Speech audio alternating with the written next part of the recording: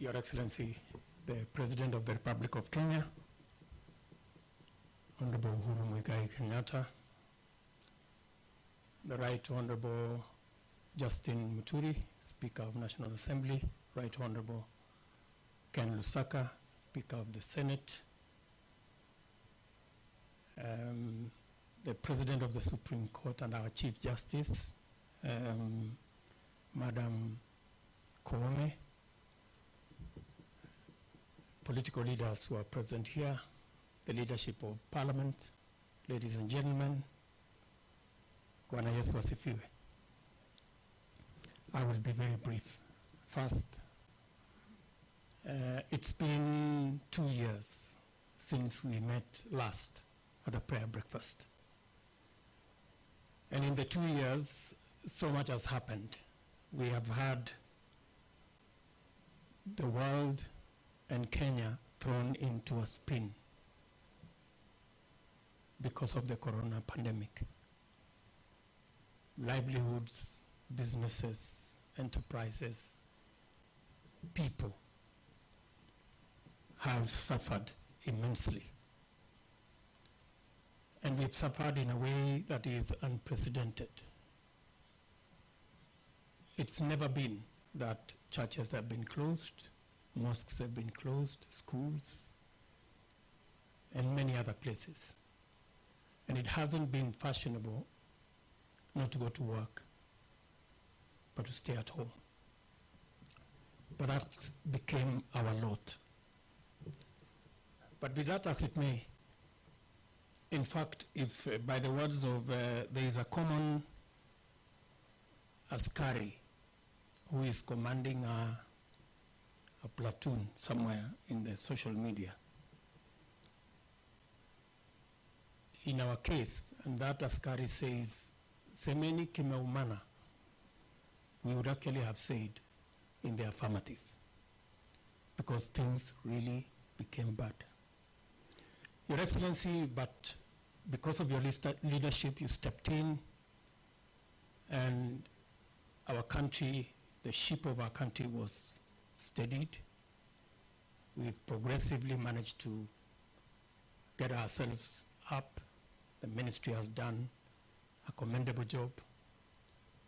And today we are discussing how we are going to vaccinate citizens so that we can get ourselves out of this pandemic and begin to manage the economic issues and all the other issues. But be that as it may, we've had also, even in the midst of this pandemic, we've had positive things. Courtesy of this administration, the President launched the other day the Lamu Port, amongst many other projects that have been undertaken. We got ourselves a brand new Chief Justice, the first lady ever in Kenya to be Chief Justice. And also our Speaker got an appointment with the elders. And I think it serves him right. After being a speaker for so long, maybe it's time to be a spokesperson. So much has happened in that space. But I keep, as we reflect on this day when we have come to pray, both those of us who are here and those of us who are elsewhere, two things come to my mind. In a meeting where most of us were, there are some two gentlemen who said two fundamental things. One was a bishop who asked us to try the Jerusalem dance instead of the other two that we had. So much happened, but as things stand today, the Tanga Tanga tours are not there, and the reggae has also stopped. I think we need to listen to what that bishop was telling us. We need to do something together. In that same meeting, the former Prime Minister also said something that was profound. In fact, in a very uncharacteristic manner, he gave us a verse. And he told us about Isaiah 1:18 that says, "Come, let us reason together." Maybe again, God is speaking to us and saying, "Come, let us reason together." Finally, last night,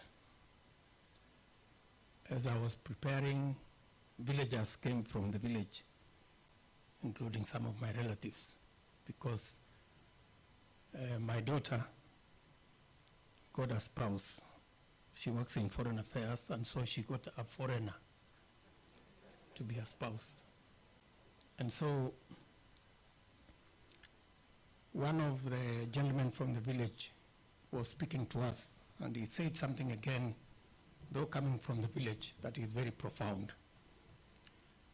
He was telling us about this wedding in the Bible that was in Canaan. Not the Canaan that we all know in Kenya, but there was a village called Canaan. Cana. And in this wedding, among the people invited was Mary, mother of Jesus, Jesus' mother, and Jesus himself, and others. And of course, in that whole thing, there was trouble, and there was shortage, na pia kiliumana. But because Jesus was there, things were sorted out. And he was telling us that in whatever plan, in whatever agenda, in whatever mission, have God in the equation. And I think that is profoundly what, again, we're reminding ourselves this morning. With those many remarks, it's now my duty to request our President, His Excellency Uhuru Muigai Kenyatta, to come and make his remarks. Mr. President, sir.